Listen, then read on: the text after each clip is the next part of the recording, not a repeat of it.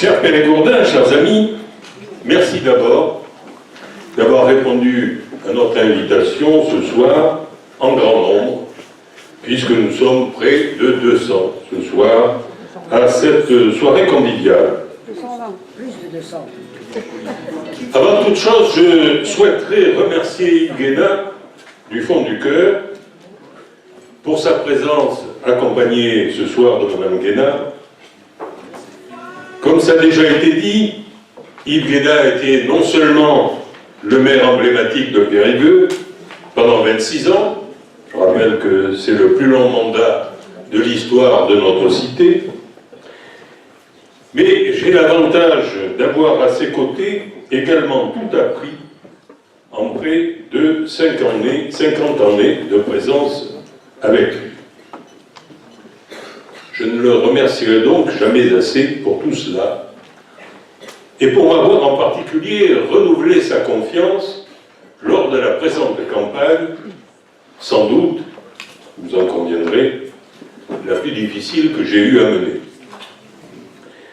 Je voudrais associer à ces remerciements François Roussel, maire de Neuvic et ancien député, présent ce soir avec son épouse, et qui m'a lui aussi apporté son soutien alors qu'une tragicomédie politicienne de fin d'été nous privait de la possibilité de faire l'union contre l'équipe municipale sortante de Michel Moirand. Notre objectif et notre volonté, c'est de l'emporter au mois de mars prochain. Et pour y parvenir, nous avons constitué une équipe et préparé ensemble un projet municipal. Je vais donc essayer de vous en parler. Une équipe que malheureusement vous ne connaîtrez pas ce soir en totalité, même si plusieurs de ses membres sont répartis autour de vous, dans chacune des tables, parce qu'il est toujours difficile pour des actifs de se libérer d'engagement professionnel, et c'est le cas ce soir, mais rassurez-vous, ce n'est que partie remise, et je vous promets de vous les présenter avant la fin de cette année 2013. Cette équipe, en outre, a une particularité par rapport à nos concurrents. Elle n'est pas partisane, et c'est la seule. Ainsi d'ailleurs que je l'avais annoncé à l'origine, elle n'est constituée que d'hommes et de femmes qui n'ont qu'un seul but, faire gagner Périgueux et les Périgourdins. Elle est composée à la fois de personnes ayant l'expérience de la gestion municipale, parce qu'il faudra bien être totalement opérationnel dès le lendemain de l'élection, mais aussi, comme vous avez pu le constater, de jeunes actifs moins expérimentés en matière de gestion, mais tout autant motivés, représentant l'avenir et bénéficiant, à l'évidence, de l'accompagnement des anciens. Là encore, il s'agit d'une capacité originale que nous sommes les seuls, aujourd'hui, parmi les challengers de Moirand, à pouvoir présenter au moment de l'élection. Et puis, comme je viens de l'indiquer, nous avons aussi un projet collectif, qui peut se résumer en quelques orientations que je vais essayer de vous présenter. Nous ne serons pas diserts sur le bilan de l'équipe sortante. Bien évidemment, comme chacun a pu s'en rendre compte, le bilan est sans commune mesure avec les engagements de début de mandat. Il suffit d'ailleurs de se reporter au document de campagne de l'époque, le fameux Périgueux autrement, pour en avoir une bonne confirmation. Mais tout cela est déjà du passé, et ne nous intéressons qu'à l'avenir de Périgueux, et à équipe nouvelle, idées nouvelles, bien évidemment. Ensemble donc, chers amis, nous voulons rendre la ville à ses habitants. On ne peut plus aujourd'hui gérer une ville de la taille de Périgueux avec une relation fugace de quelques heures, tous les 2 ans, dans chaque quartier, mais au contraire, en associant en permanence les citoyens à la vie municipale. Donc, dès notre élection, nous constituerons dans chaque quartier de la ville un conseil permanent, présidé par un élu municipal, disposant d'un budget de fonctionnement et d'un secrétariat, composé à la fois de représentants des associations, des activités économiques du quartier, des habitants, ces derniers étant tirés au sort. Ce conseil se réunira comme il le souhaitera et lui seront soumis pour avis tous les projets municipaux concernant son quartier. En complément, sera créé en mairie un conseil communal de concertation, présidé par le maire ou son délégué, qui sera la voix des acteurs économiques, sociaux, culturels, sportifs de Périgueux. Ce sera un lieu de citoyenneté, de proposition, de dialogue, voire de médiation.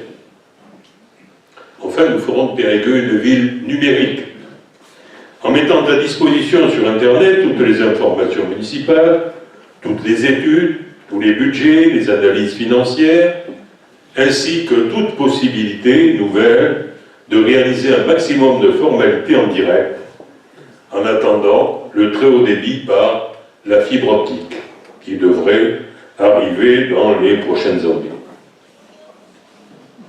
Ensemble, chers amis, rendons cette ville agréable et mettons-la en valeur. Afin de rendre notre ville plus attractive et plus agréable pour ses habitants et pour ses visiteurs, un important programme d'aménagement urbain sera entrepris sur la durée du mandat. À la fois les rues, les trottoirs, les places et les parcs urbains seront rénovés prioritairement dans les quartiers excentrés qui ont souffert d'un manque d'entretien et de suivi. Dans chacun des quartiers, des lieux publics, intergénérationnels seront aménagés, accessibles aux personnes âgées et aux enfants, avec pour ces derniers des espaces de jeux modernes, sécurisés et entretenus, ce qui manque beaucoup aujourd'hui. Un plan d'accessibilité de la voirie, des services publics et privés, qui fait défaut aujourd'hui, sera mis en œuvre pour répondre aux exigences légales. Je rappelle qu'à l'échéance 2015, il conviendra de faciliter la vie de ceux qui souffrent d'un handicap partout dans la ville. En outre, le bassin front, les boulevards, tournis, feront l'objet de projets particuliers de mise en valeur. À proximité de la cathédrale, où un village d'artisans pourrait prendre la place des friches commerciales actuelles, ou encore à proximité de la rivière, ou encore pour retrouver des lieux agréables de promenade en centre-ville et limiter une voirie consacrée à l'excès, aujourd'hui à la circulation automobile. L'agrément d'une ville se mesure également à la qualité des services offerts. L'organisation de la propreté sera entièrement revue et son hydrotage réorganisé dans tous les quartiers. Le stationnement, lui aussi, sera revu. Arrêt minute gratuit à proximité de certains commerces, repositionnement des zones bleues, gratuité du stationnement de surface pour commencer les mercredis et samedis matins, jour de marché, stationnement résidentiel avantageux pour les habitants de Périgueux, qui paient déjà l'impôt qui contribue donc à l'organisation municipale, amélioration des transports afin qu'aucun quartier ne soit oublié, en particulier, comme c'est le cas malheureusement aujourd'hui, en fin de semaine. Nous veillerons aussi à ce que le plan de déplacement urbain du Grand Périgueux sorte enfin de ses cartons. Il était prêt en 2007, on n'a toujours pas vu un commencement d'exécution. Qu'il facilite la circulation des transports en commun, mais sans pénaliser le fonctionnement des rues commerçantes de Périgueux et qu'il offre, par la création de parkings extérieurs et par une bonne desserte ferroviaire, une alternative aux tout-voitures que nous connaissons aujourd'hui. Les déplacements doux ne seront pas oubliés. Des pistes cyclables en site propre, sécurisées, en rupture avec l'organisation actuelle. Des locations de vélos. Et dans les quartiers hauts de la ville, une solution d'acheminement des vélos par les bus sera recherchée pour faciliter leur utilisation. La marche à pied sera encouragée. Des espaces agréables lui seront réservés sur la voirie avec une signalisation spécifique. Le mobilier urbain sera adapté avec des refuges, en cas de pluie par exemple, et les traversées de rue seront systématiquement sécurisées pour favoriser donc cette piétonisation. Un système original d'accompagnement pédestre des enfants des écoles sera mis en œuvre sous le nom de Pédibus afin d'éviter l'encombrement des parvis d'école par le stationnement anarchique des véhicules des parents. La sécurité des biens et des personnes sera renforcée par une augmentation significative des effectifs de la police municipale, quasi doublement de ses effectifs. Une nouvelle convention sera signée avec l'État pour couvrir le territoire municipal de jour comme de nuit, et un poste de cette même police municipale sera réimplanté au bord de l'Arche de façon permanente, comme nous l'avions promis. Un système de vidéosurveillance, qui chaque jour, on vient de le voir, justifie pleinement son existence, sera mis en service progressivement pour tenir compte de son coût, en priorité sur les secteurs sensibles à la délinquance ou à l'incivilité, et malheureusement, nous en connaissons tous de nombreux sur la ville de Périgueux. La ville disposant de larges possibilités de prise en charge de la précarité, la marginalité, qui s'est beaucoup développée ces dernières années, sera suivie avec attention par les services sociaux de la ville, en liaison avec la police municipale, afin de trouver une solution à chaque cas qui soit moins dégradante que le laisser-aller actuel. Ensemble, chers amis, nous préparerons l'avenir économique et touristique de Périgueux. Pour ce qui est du commerce, on en a parlé tout à l'heure et je me borderai à compléter le rappel de nos engagements qui ont été envisagés. Afin de maîtriser l'évolution de ces commerces, c'est-à-dire éviter des situations que nous avons connues, des activités commerciales qui sont transformées brusquement en activités libérales qui sont parfaitement intéressantes mais qui n'ont pas forcément leur place dans le commerce de proximité. Nous mettrons en œuvre un droit de préemption commerciale et artisanale dans les conditions prévues par la loi. D'ailleurs, un décret de 2007 a clairement indiqué ces possibilités. La communauté du Grand Périgueux sera vivement sollicitée pour que, enfin, une charte commerciale d'équilibre entre le centre et périphérie soit enfin non seulement reconnue, mais surtout appliquée par tous. Il ne sera pas facile. L'offre touristique de notre ville sera promue de façon intensive. D'abord, notre office de tourisme devra se transformer en véritable tour opérateur. Organiser des séjours en Périgord, oui, mais au départ de Périgueux, vers toutes les destinations départementales, avec une centrale de réservation gratuite pour ceux qui font appel et pour ceux qui en bénéficient, bien évidemment. Sans oublier le tourisme, puisque 77% des Français, nous disent les sondages, préparent leur voyage sur Internet. Cette action sera couplée avec des campagnes de communication dans le département, pour atterrir déjà ceux des 3 millions de touristes qui y séjournent, et vers les salons et médias nationaux et internationaux pour drainer un nouveau tourisme extérieur.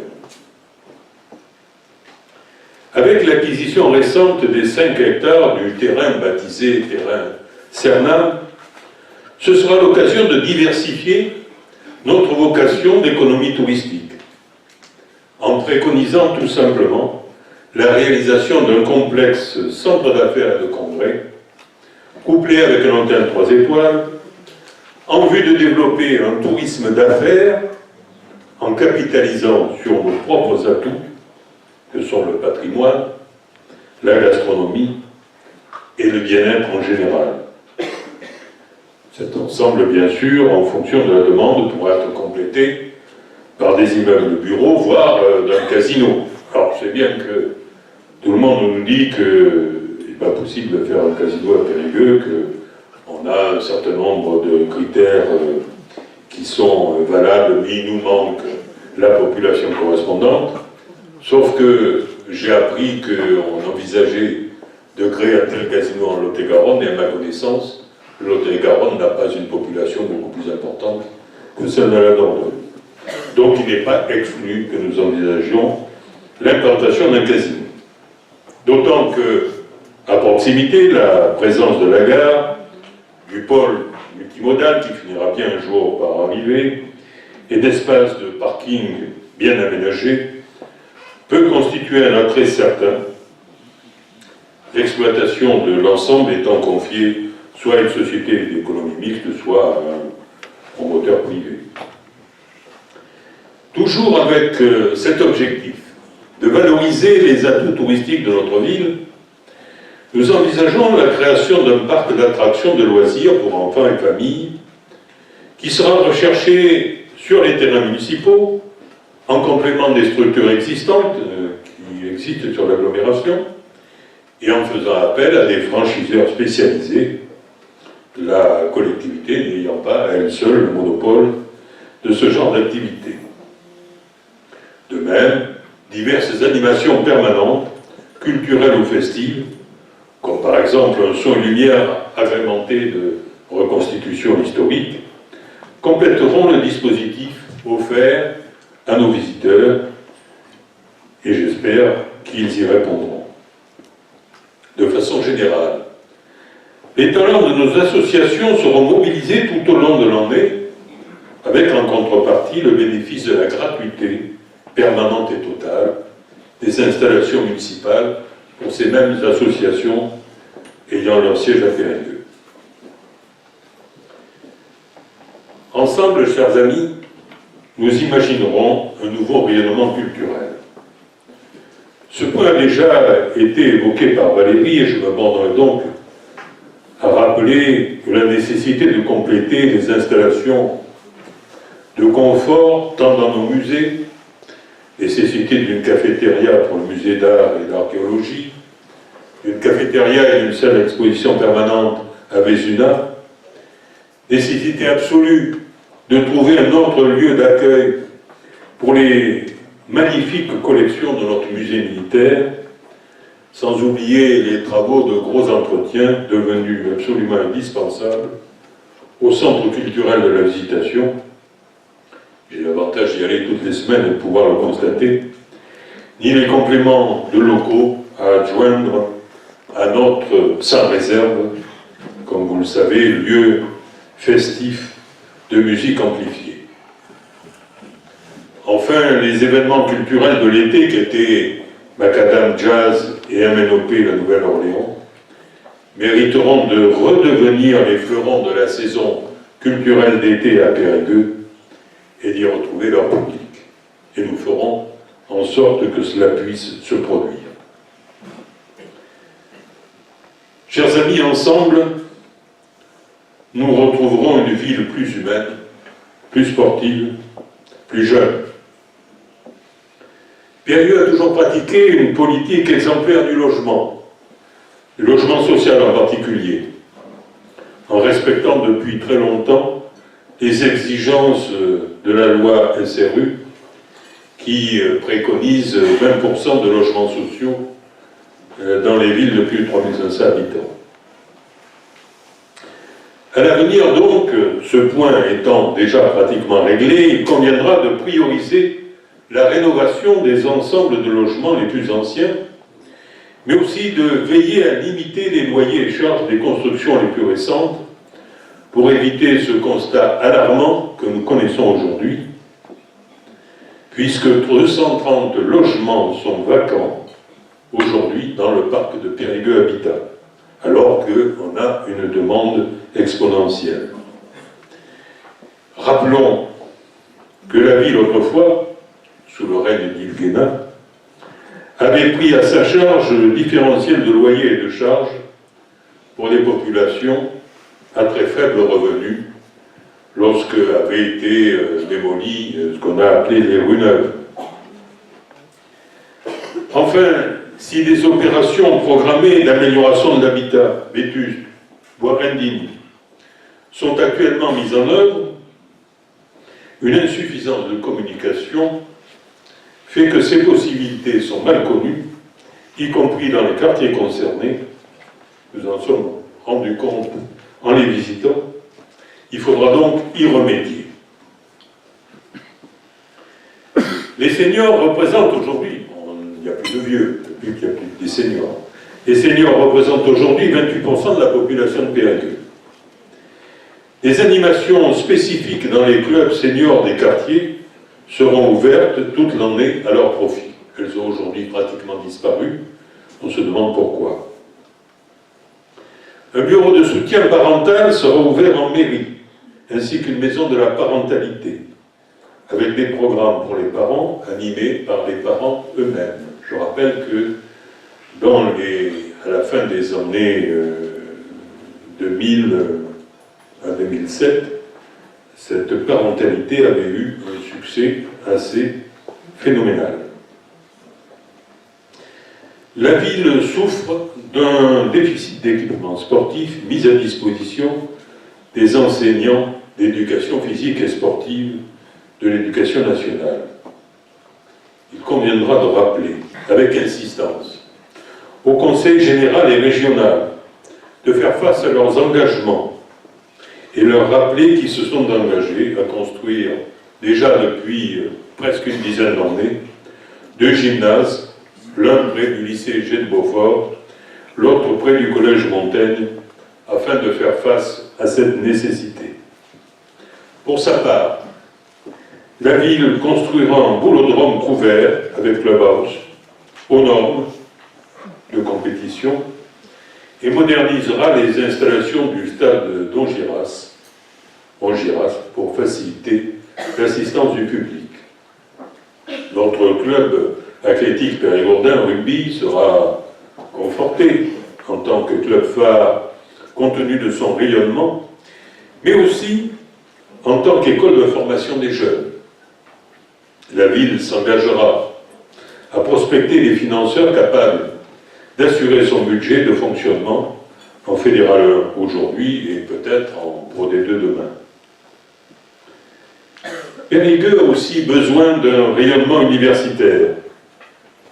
Elle se fixera comme objectif de négocier avec la nouvelle Université de Bordeaux la création de sections nouvelles d'enseignement supérieur et l'augmentation des niveaux actuels de formation,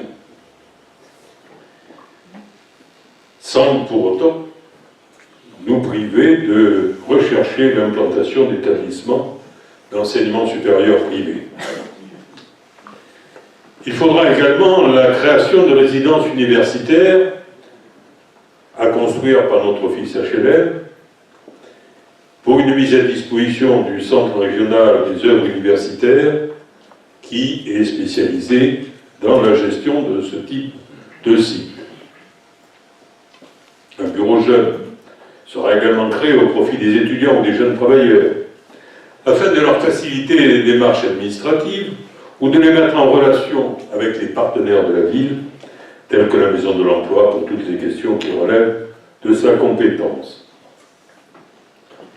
La recherche de solidarité sera le moteur de notre relation avec la nouvelle communauté du Grand Périgueux, avec 33 communes, 65 représentants et 13 vice-présidents. Cette nouvelle entité, si elle ne veut pas devenir une nouvelle usine à gaz politicienne, devra faire abstraction de sa prédominance majoritaire pour respecter toutes ses composantes, rurales ou urbaines. Nous y veillerons pour notre part. Il est aussi utile à cette occasion de rappeler que le Grand Périgueux a la compétence développement économique et donc de l'emploi. Or, ce que l'on constate souvent est que les implantations sur les zones d'activité de la communauté ne sont souvent que des transferts du centre-ville vers les périphéries, au lieu de favoriser des créations nouvelles avec des emplois correspondants. De même, la création d'une nouvelle zone commerciale au sud de l'agglomération, plutôt caprice d'élu que projet raisonné, montre aujourd'hui ses limites et l'erreur stratégique qui a été commise, surtout pour ceux qui y sont implantés et qui commencent à s'en rendre compte. Enfin, chers amis, ensemble, nous veillerons à limiter la fiscalité communale. Certains nous disent, oui, mais avec un tel projet, vous allez augmenter les impôts. En clair, nous nous engageons, comme nous avons d'ailleurs été le seul à le faire, à réaliser ce projet et à ne pas augmenter le taux des taxes communales, foncier bâti, non bâti, taxes d'habitation, et ce pendant toute la durée du mandat.